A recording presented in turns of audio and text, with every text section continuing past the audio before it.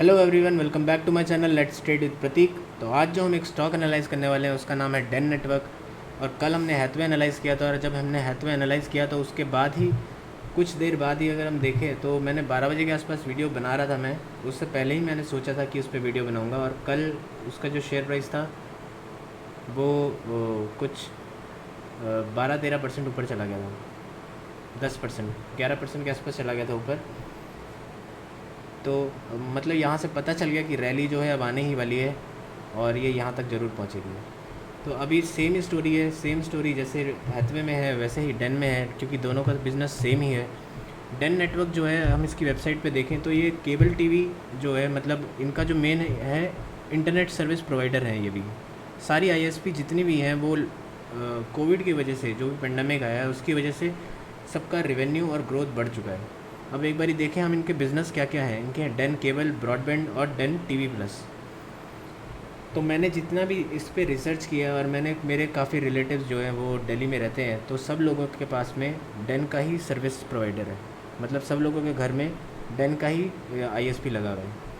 तो इससे पता चलता है कि इनका जो सर्विस बेस है वो बहुत अच्छा है, और रेवेन्यू भी बहुत सही है, और प्लान्स भी बहुत ज़्यादा महंगे नहीं हैं।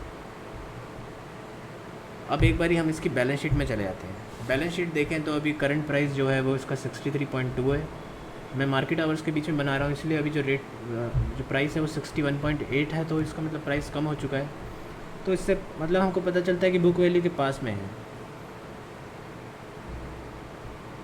अगर हम इसका मैक्स एक बारी चार्ट देखें तो चार्ट जो था, इसका मैक्सिमम जो हाइट था वो हमारा 235 था 2010 में।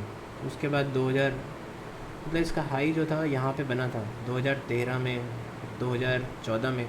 लेकिन 2014 के बाद ये कंटिन्यूसली गिरने लगा। क्यों गिरने लगा? तो एक बारी हम इसकी बैलेंस शीट देखते हैं। 2014 के बाद में मार्च 2014 तक जो बैलेंस शीट थी वो पॉजिटिव थी, नेट प्रॉफिट पॉजिटिव आ रहा था। लेकिन उसके बाद कंपनी के ऊपर जो इंटरेस्ट इनकम है वो 89, मतलब रेवेन्यू जितना प्रॉफिट हो रहा था उससे ज़्यादा तो इनको इंटरेस्ट देना पड़ रहा था। इसकी वजह से क्या हुआ कि इनका नेट प्रॉफिट जो है वो नेगेटिव जाता रहा, क्योंकि बोरोइंग कंपनी पे बहुत ज़्यादा लोन हो चुका था। लेकिन अभी जैसे जैसे इंटरनेट सारे आईएसपीज जो है वो अच्छा प्रॉफिट में जा रहे हैं, क्योंकि इंटरनेट का डिमांड बढ़ चुका है। तो उसकी वजह से क्या है कि इन्होंने क्या किया है, अभी अपना सारा का सारा लोन जो है वो पे कर दिया है। अगर हम इसके मार्च क्वार्टर के चले जाएँ तो मार्च क्वार्टर और दिसंबर में ही इन्होंने अपना सारा का सारा लोन जो था वो पे ऑफ कर दिया, जैसे हैथवे ने किया था। तो सेम ही स्टोरी इसमें भी नज़र आ रही है कि इसका इंटरेस्ट इनकम सारा अब ज़ीरो हो चुका है। रेवेन्यू अगर भी सेम भी रहा तब भी इनका जो नेट प्रॉफिट है वो सारा पॉजिटिव आ जाएगा, वो क्योंकि हाईएस्ट एवर नेट प्रॉफिट आएगा, क्योंकि ये इंटरेस्ट जो होगा अब से वो जीरो हो जाएगा, क्योंकि ये लोग इन्होंने सारा लोन पे कर दिया है। अब एक बारी हम शेयर होल्डिंग पैटर्न में चले जाते हैं कि शेयर इनकी जो बुक्स हैं वो कितनी स्ट्रॉन्ग है। तो देखें तो प्रोमोटर के पास 75% है, एफआईआई के पास, डीआईआई के पास है 5%, पब्लिक के पास है 18%।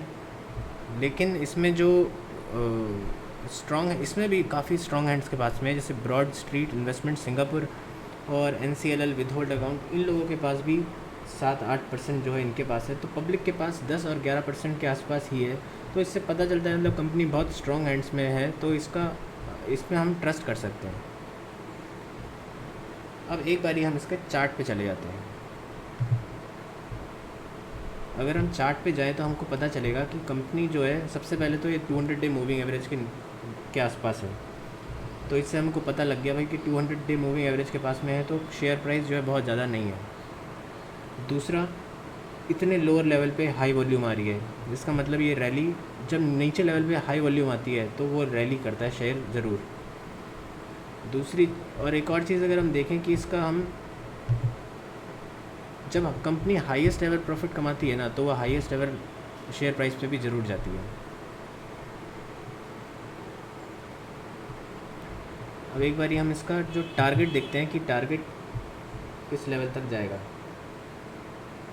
तो जो बहुत कॉमन टारगेट है जिस पे बार बार इसमें इसने सपोर्ट या रेजिस्टेंस लिया है, वो आता है ये वाला।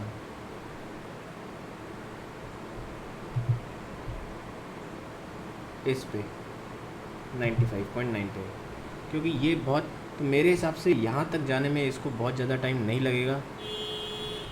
और अगर हम एक बारी हम यहाँ से टारगेट देखें कि कितना आता है। अभी करंट प्राइस 61.6 चल रहा है, तो यहाँ से यहाँ तक जाने में इसमें हमको 58% का गेन मिलता है। और ये अगर हमको 1 साल में मिलता है, जो कि मेरे हिसाब से 6 महीने में ही मिल जाएगा, क्योंकि इस कंपनी में जब कोई भी इतनी अच्छी कंपनी आती है जो इतने ऊपर के लेवल से गिरी है और अब वो ज़ीरो डेट कंपनी हो गई है और उसका ग्रोथ भी बहुत ज़्यादा है, तो वो यहाँ तक पहुँचने में 58% जाने में बहुत ज़्यादा टाइम नहीं लगता है।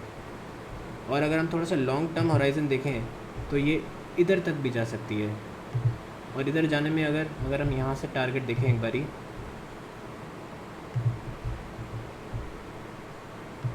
ये इसका लाइफ टाइम हाई है। और अगर हम यहाँ से चेक करें कि ये इसको यहाँ से कितना गेन हमें मिल सकता है, अभी 300% गेन अगर हमको मतलब 2 साल 3 साल में भी मिलता है तो भी बहुत बहुत ही बढ़िया अपॉर्चुनिटी है ये। तो मैं इसमें बायर हूँ। मैंने कुछ बाय किया था कुछ टाइम पहले, कल बाय किया था, और आज जो इसका शेयर प्राइस गिर रहा है, तो अगर आप किसी को अगर बाय करना है तो आज भी बहुत अच्छा टाइम है। So I hope you like my video. If you have any questions, do comment. Thank you.